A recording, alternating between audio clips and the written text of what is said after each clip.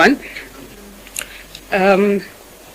Maybe in order to understand what happened today, we need to go back to the date, I think the 5th, when Professor Bakar went to see Malam in the ICPC and he was denied access. Now, the normal routine is that when he's going to see a doctor, I write to inform the ICPC that so-so doctor is coming or he is going to so-so hospital. Now, on that particular incident, it was actually the ICPC doctor that spoke with Professor Abubakar and said he should come and see Malam. So we felt that there was no need for me to write, since their own internal doctor requested for him to come and see Malam. So after all that's done, we now agreed that, okay, it is maybe safer for him to go to the National Hospital to be attended to in the presence of other professionals. So I wrote a letter to the ICPC and requested that Malam be taken to National Hospital at 5 p.m. today. However, they did not respond to me. Instead, they wrote a letter to National Hospital saying they will bring him at 10 a.m. He wasn't even aware. So I had to send my sister here, when she was taking food to him, to tell him that they are taking him to National Hospital tomorrow at 10. I went to National Hospital, did all the preliminaries. They brought him. In the presence of the CMD and the Deputy CMD, Professor explained that there is need for him to carry out some tests and to put him under observation because his blood pressure was high, his sugar level was high, so he needed him hospitalized for 2 to 3 days maximum. The CMD concurred and said we should inform them. So I called one of the senior person that came with him, and I said, this is what the doctors are saying. He said he doesn't have the authority. So I said, no, I'm not asking you to authorize. I'm informing you so that you inform whoever needs to be informed, and then they let us know what needs to be done. He came back, he said, they said Malam should be taken back to ICPC and that the hospital should write so that 5 o'clock that he was supposed to go early, they will now bring him back for the admission, but that the hospital need to write. The hospital wrote, I picked the letter, I went, I submitted it, I got it stamped, and I went home. While I was at home, my son went to see his dad, and he was denied access. I wasn't there, I don't know what happened, but I got a call that there's a problem. So I said, I'll go. Meanwhile, I've called Mr. Henry, who is our liaison person, to ask him, is there a problem why Malam's son is denied access to his father? He said, no, there was a mix-up. I should please tell him to be patient, that they will let him in. So I related this to my son, and then subsequently, he was there by 2 p.m. We didn't leave that place until 6. We were denied. So when I came, I called Henry. He kept pretending that he couldn't hear me. When finally I got to speak to him, I said, look, I'm here to either see you or the Director of Operations, because I've already spoken to the Director of Operations previously, and I even told him that I was coming to see him, because these rules keep changing. Today is one thing, tomorrow is another thing. I have written a formal letter to the Chairman ICPC, out of courtesy, asking him to please give us the rules and regulations regarding how we access Malam, or what we are supposed to do, what we are not supposed to do. I explained to him that we are law abiding. If they say this is how it's supposed to be, we would do it. But we need to have we need to have something in writing, because today they will say this is the rule and tomorrow it will be changed. He never responded to me, not even to acknowledge my letter. So today, after the incident, I went back and I asked to see either the Director of Operations or Mr. Henry. I was kept there, and then along the way, Prof called me and said, they have brought a warrant for my arrest. I said, for what? He said he doesn't know. So I said, okay, I'm here. I'm already in ICPC. I will be your lawyer for now. When they brought him in, I requested to see the warrant. They had a warrant that says that he has violated ICPC Act. No section of the ICPC Act was quoted or anything. I said, okay. I wanted to copy it. They snatched it. They said, no, I can't take it. I said, look, I'm his lawyer. They said, no. So I said, okay, I need to go with him if he's going to be interviewed. They said I should please be patient, that they will take him in first and then they will come back for me.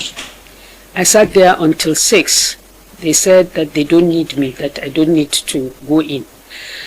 Before he left, I told him that he should insist on not making any statement without his lawyer present, which is his constitutional right. His wife came, his lawyer came, his own personal lawyer came. They denied him access. They said he can't see him. His wife and son were there. They refused to let them go in. They told the wife to go in, but they refused to let her see him. They took her so that it looks as if they have allowed her access, but they did not. They subsequently said that he will not have access to anybody for 24 hours. And that is, his brother called me to inform me about that. I don't know what law says that. They said they should go and bring blanket, his medications, and food for him. The question I want to ask is, who takes the food to him? Because the normal thing is at least one family member will take the food to the person that is under detention. So we don't know what has happened so far. So this is basically what happened today. And I honestly don't know. Well, I don't want to speculate, but I am a human being. I have seen reports, I have seen social media postings about Malam being poisoned, Malam being killed, Malam this and that. Now, when you deny somebody access to medical treatment, or his doctors or his family members, you isolate him. Aside the medical implication, there is also the psychological implication. Basically, we, the family, are also traumatized. We live in constant fear that we will wake up and we will hear some bad news.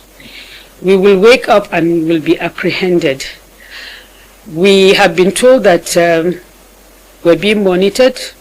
Our phones, in fact, you could hear it when you are on the phone, when it clicks, when they record.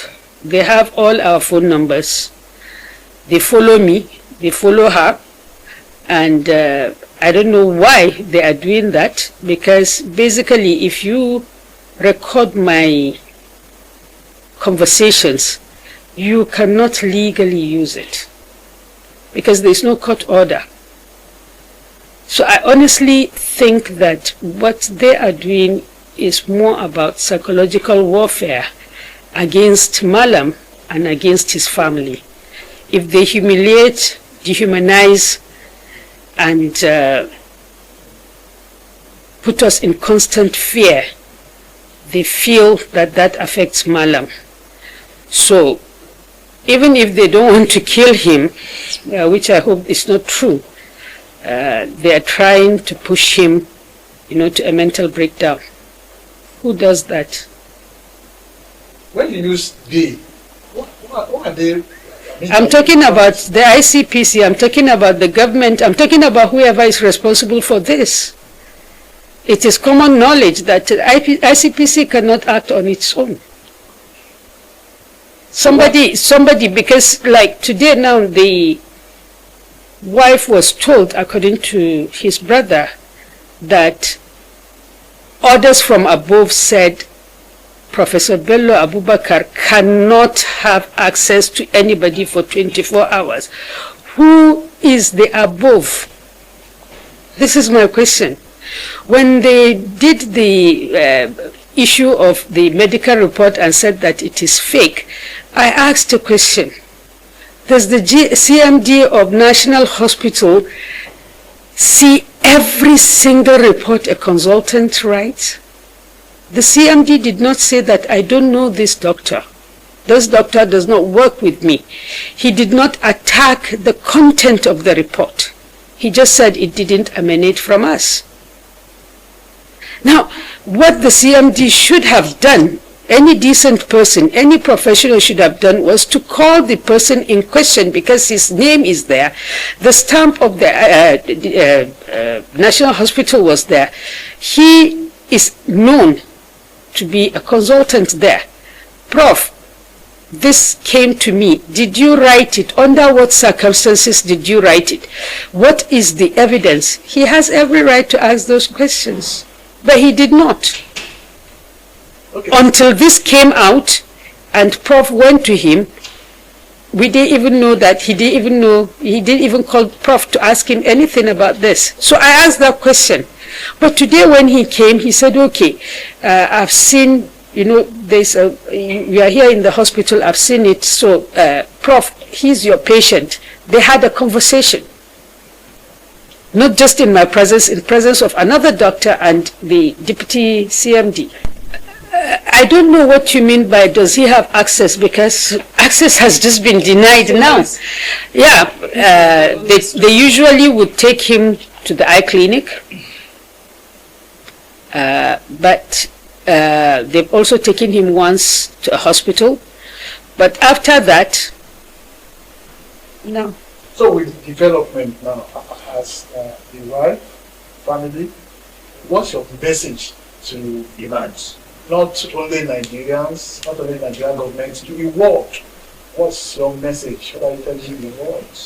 What's your concern and your demands? Justice. We don't shy away from defending ourselves, but we want a fair trial. We want an opportunity to be heard. Malam cannot prepare for his defense when he's locked up and his lawyers are given certain conditions to see him. When the lawyers come, they will tell you that, oh, only one lawyer can see him at a time. Oh, the lawyer cannot stay for this. Oh, there's always one excuse or the other. How would he defend himself if he is incarcerated? These offenses that they are alleging against him are all bailable offenses. The Constitution guarantees that. But the bail conditions have become so onerous that everyone knows that it is impossible in the Nigeria of today for him to be able to fulfill that stance. So, I ask people, one, to demand that Malam be treated fairly. He should be given bail. He should be released on terms that are doable. He should be allowed access to his doctors. I asked the President, personally, I'm talking to the President now. Mr. President, sir, I campaigned for you. I went to every nook and cranny of Kaduna State for you. My husband stood by your side. Is this what our family deserves? The ball is in your court, Mr. President. All this can stop if you say the word and believing that you are a father and you know and you can empathize. Please let Malam go. I'm not asking you to tell them not to prosecute him. I'm just asking you to allow him the basic human right that the Constitution you swore to uphold guaranteed him. Let them give him a bail that he can afford. If he is guilty, let the courts decide. If he is innocent, let the courts decide. I think my sister said everything. She said everything. We just want justice. No pretending. A lot have happened. We just want justice. That's all. She already said it all. We just want justice. No need for all the game, creating fake story all the time. I think ICPC is an institution, and it's sad to see the institution going down on all those fake story creating and all that. I will not go deep into because there are a lot. I have a whole book. Every day I'm documenting, every day. And I have a lot of proof of video of what they have been doing. I will not release none of them. I will not do it. But my sister said it all. We want justice. That's it.